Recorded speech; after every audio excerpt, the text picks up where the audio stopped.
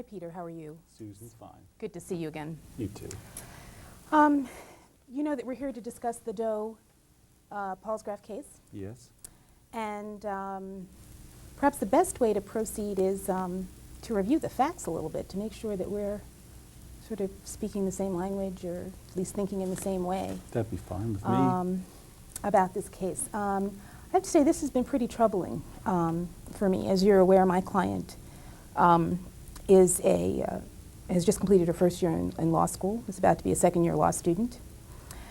And she alleges in her complaint, in her lawsuit, the $250,000 lawsuit, that your client sexually harassed her and made advances toward her. And the situation is quite egregious. This has got to be the most vulnerable time, as we all remember from first-year law school, and to have a professor come on to you, as it were, is just overwhelming. And a settlement here is going to really, I think, have to be substantial to avoid, I think, a lot of embarrassment. And my client wants this behind her. I mean, she's got 2 years of law school to get through. So we'd like to try to accomplish that, not to mention this grade that she was given of a D when independent torts professor says this is clearly A work. Well, it is a troubling case, you know, and it's certainly, in terms of the professor, it's something which, if it's possible to resolve, he would like to. I think in terms of going to trial, I think probably for both of their cases, you know, if we can work this thing out and reach an agreement, I think it's probably better for both of them. Absolutely. And one of the things which I just think we need to focus on, from my perspective, is whether or not the money is the most important thing, and how to put in the mix adjusting the grade, which is certainly possible, and other things which are important to her. You know, it is a terrible situation. There are, and so we would certainly like to settle it, and if we can reach an agreement, we would. There's problems, I think a number of problems in terms of, you know, trying to take this case to trial from her perspective. Let me tell you what some of those are from, as I see them. First, I think if it came down to it, it's a hard case to prove. All of these incidents have no corroborating details. And I'm not saying it didn't happen, and I'm not saying he doesn't feel remorse and regret for what happened here. I'm not saying that. I'm just saying that if it comes down to it, and it comes down to a jury, it's a difficult thing for both of them to get up there and talk about. It's a hard case to prove. All these allegations are all, you know, his word against hers, if need be. There's no corroborating, you know, information. That they're always alone when this is supposed to happen. And I'm not saying I view it like this, but I mean, it's possible, if it goes to trial, to characterize this as somebody who, in retaliation for getting her only bad grade in school, is either, I'm not making up or exaggerating or something. You know, I'm not saying even making up, that, you know, there wasn't some kernel that led to this thing, but, you know, it could be portrayed as somebody who is so disgusted and disappointed about getting her one low grade that she is perhaps exaggerating or perhaps going overboard in terms of describing incidents which may or may not have happened. I think the major difficulty with that is the grade. I mean, this is a stellar student. How do you explain a D in the torts class when all of her other grades were A's and B's? Well, and well, clearly, that you know, well, that but does there's happen another in issue here. schools. There's Yes. another issue here, and the other issue is the fact that we've had an independent torts professor review the examination, and in his opinion, very well-respected professor, in his opinion, clearly, this would have been an A grade. Well, the information I've received is slightly different from that. What I've been informed was that, in his view, it's clearly what he views as either a B plus or an A minus, but possibly an A. So now, when you know as well as I do, we've been through law school, you get the grades and you look at essay exams. As I say, I know that Professor Paulsgraf is willing to, if it's important to her, as part of a settlement, make a substantial boost in that grade. He's willing to do that. But in terms of a jury, you know, you and I know from law school that one professor reads an essay exam and that looks like an A to him, another it looks like a C. So that even with good professors, assuming everybody is being honest, you get great variances between how good a grade a professor thinks there is. So I think having your independent professor's view, it's worth something, but the other side of it is, again, that different experts and professors often see things very differently. But I say to you, if we can reach a settlement, I know that he would be willing to. Again, as I understand that even if the other professor didn't say it was an A, B plus, A minus. So I think, let's take the lower range. I think B plus. I think if we can reach a settlement on the, if that's what's important to her, those type of things, rather than getting the maximum amount of money, I think, you see, that could be part of the deal. Well, let's talk about what's important to my client. I mean, what's important to my client is not only the grade, but deterring this kind of conduct in the future.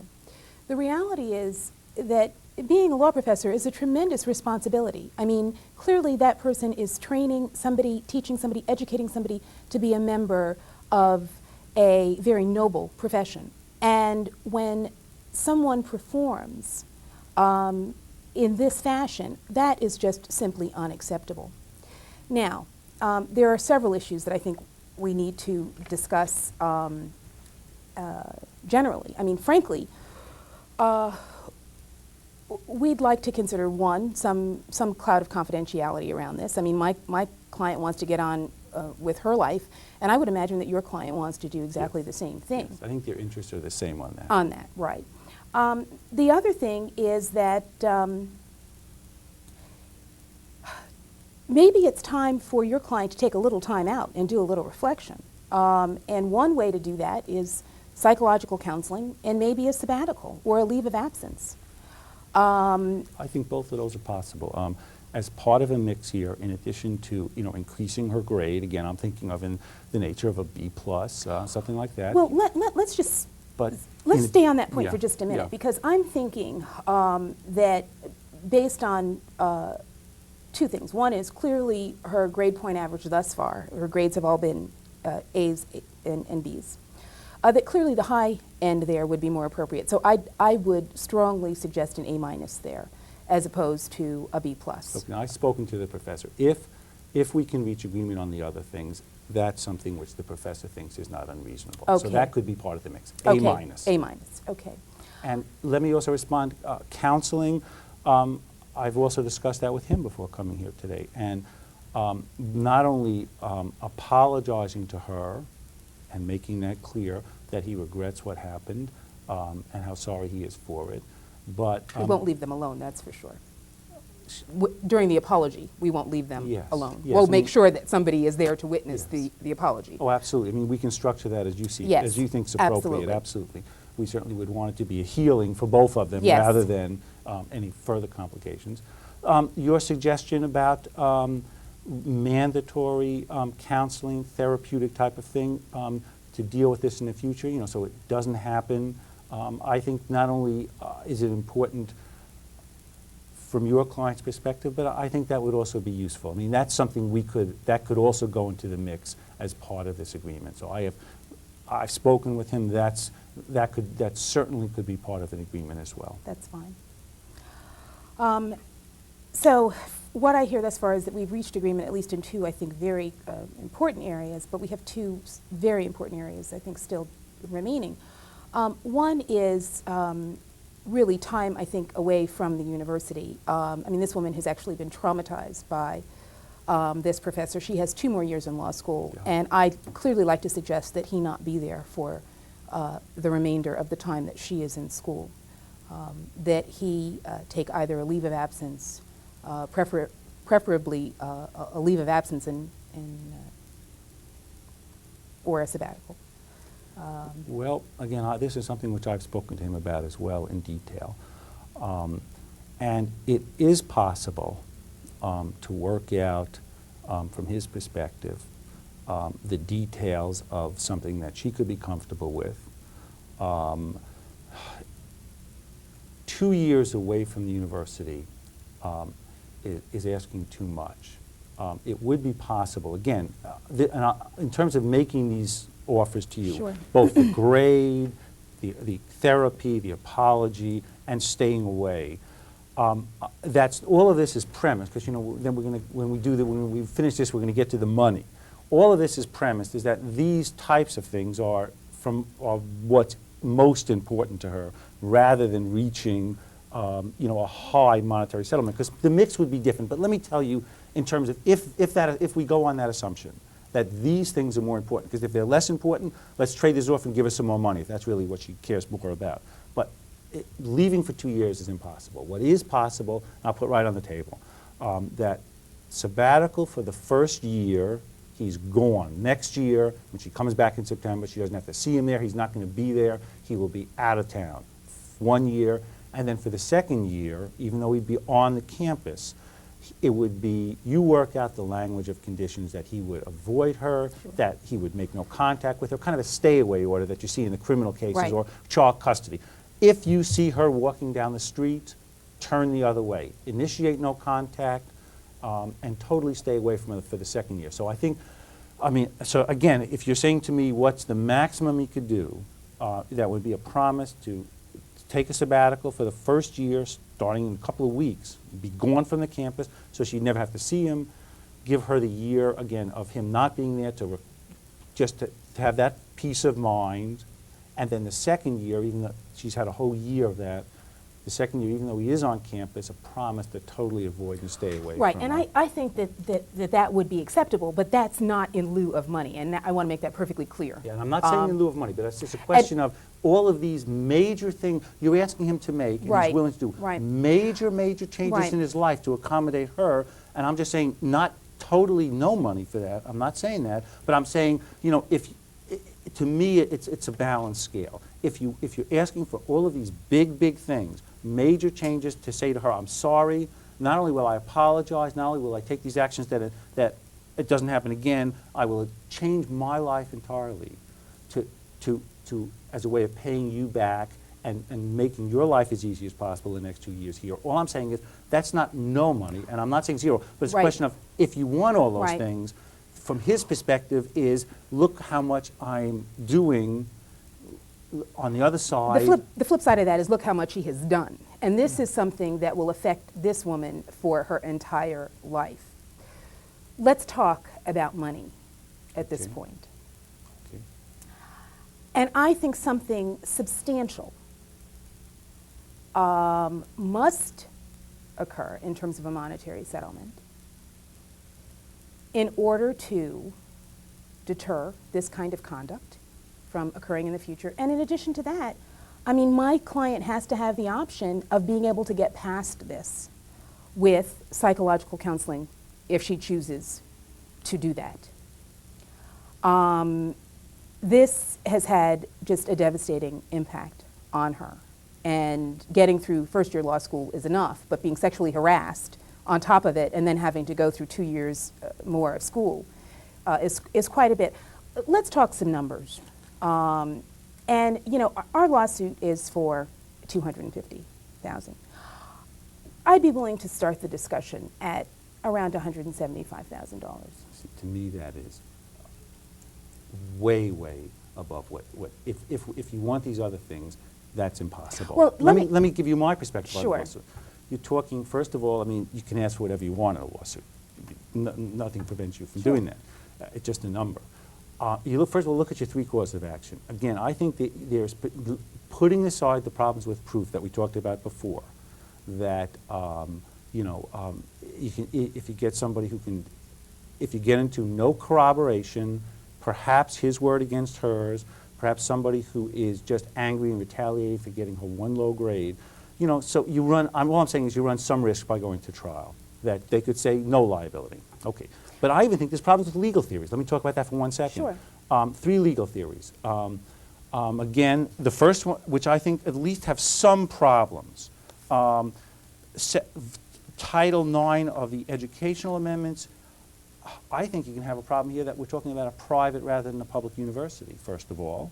Fraud, well, again, he may have done something to her, but whether as a legal matter it constitute fraud. So I think you take intentional infliction of emotional I think distress. even the torts professor would agree to that one. Intentional infliction of emotional distress, maybe, maybe. So all I'm saying is perhaps we could kick out 2, maybe even some hope. I don't know what the chances are. Perhaps, the legal theories can kick out all causes of action.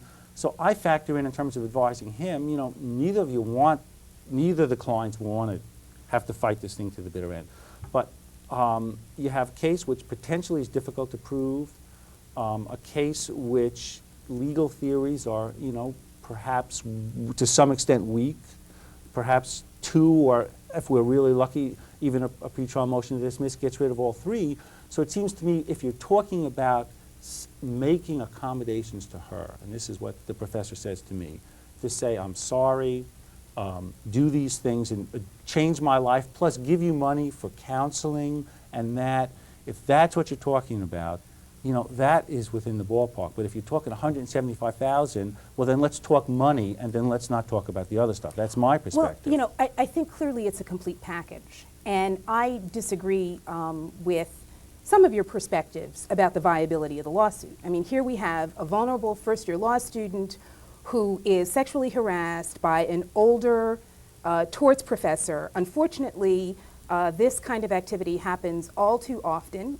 There's a fair amount of controversy going on about this generally, and the world, I think, has been recently heightened, particularly after Anita Hill, to the world of sexual harassment and how subtle it is.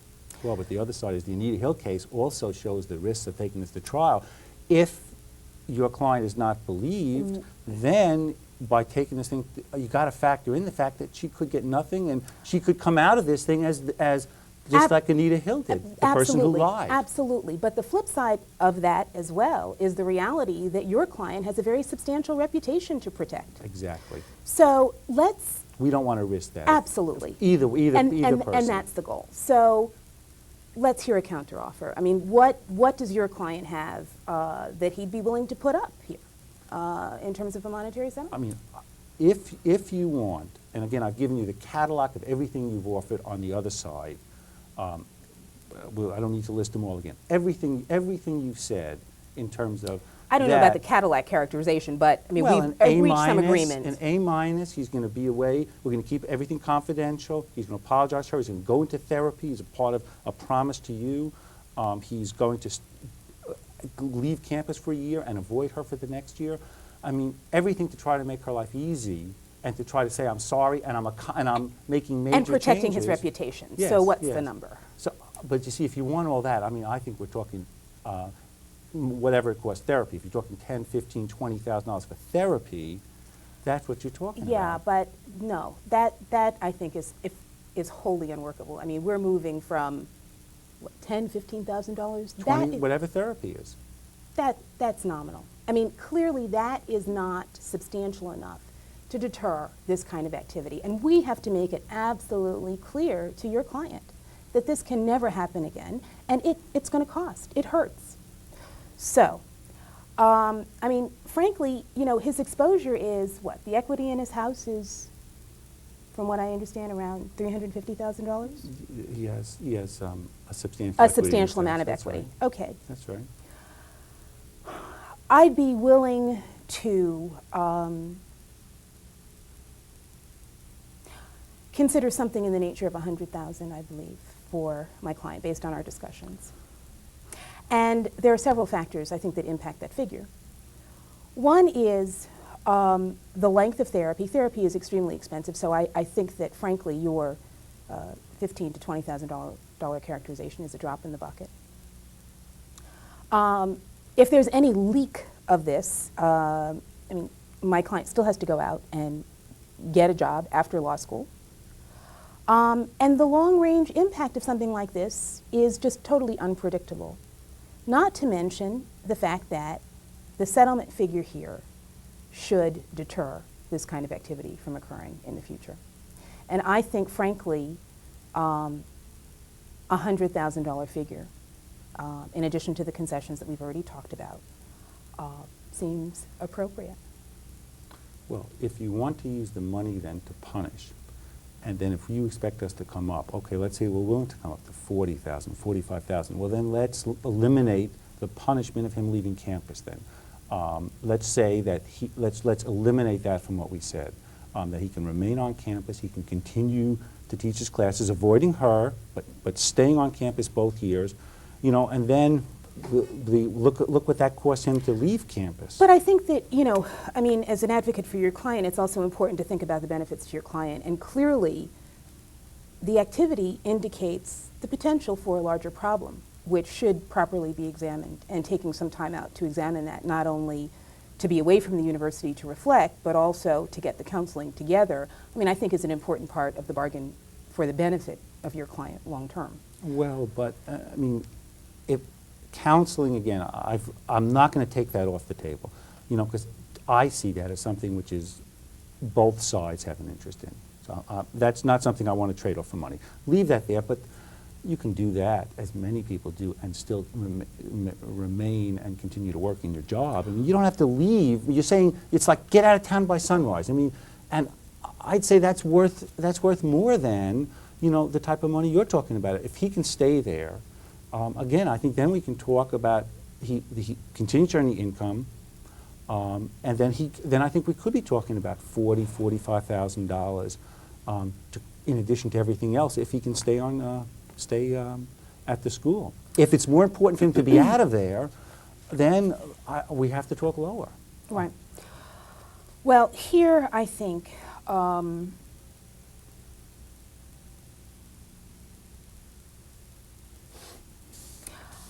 maybe what we can talk about at this point is, I still think that the $50,000 figure that you're suggesting is a bit low.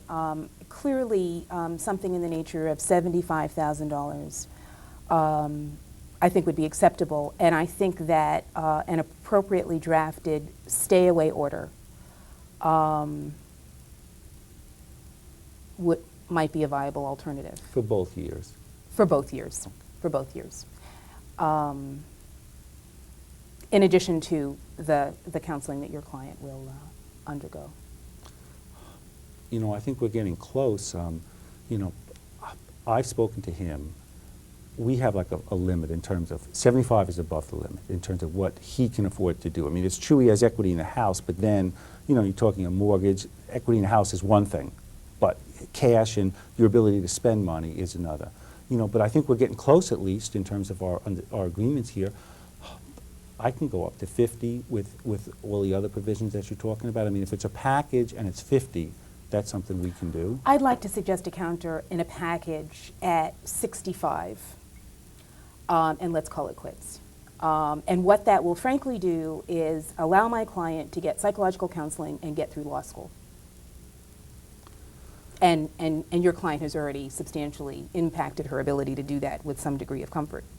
So if you would take 65 back to your client with these other concessions, I think that that would be a good place to be. I think we're real close, that's for sure. I'm authorized with the package you've done to say 60, and we could have a deal right now with the other provisions that you've already said. Okay, I think we've got to deal with 60. Okay, should we make sure that we all agree on what the terms of that is? Yes, please, let's review them carefully. Okay. Do you want to do it or me? As I understand those terms, we are talking about an A- grade, Yes, a stay-away order for 2 years, yes. $60,000 in a settlement, Paid to her immediately. paid to her immediately. Your client will undergo substantial psychological counseling. And there is also an agreement regarding confidentiality of our settlement. Neither client will divulge it to That's correct. in any public way. And indeed, I think the only thing you haven't included, which we also agreed to, is that an apology to her in a way that you find appropriate and Yes. structured in a situation that is Absolutely. appropriate. Yes. Counsel, Thank you. thank you.